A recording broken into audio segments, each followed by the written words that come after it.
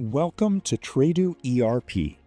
In this video, we will guide you step by step on how to register your new business and access your dashboard. To begin, open your web browser and visit www.tradooerp.com. Once the website opens, click on the Login button located at the top right corner of the page.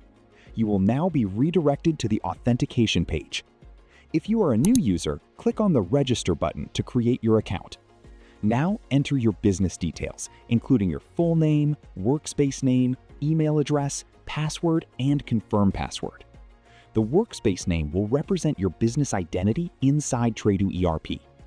After filling in all required information, accept the Terms and Conditions checkbox.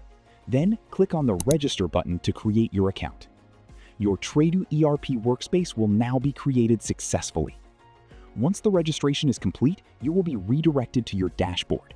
From here, you can access all major modules, including accounting, human resource management, inventory, sales, and customer management. This dashboard is your central control system for managing your entire business operations. Thank you for choosing Tradoo ERP. For more information and updates, visit www.tradooerp.com.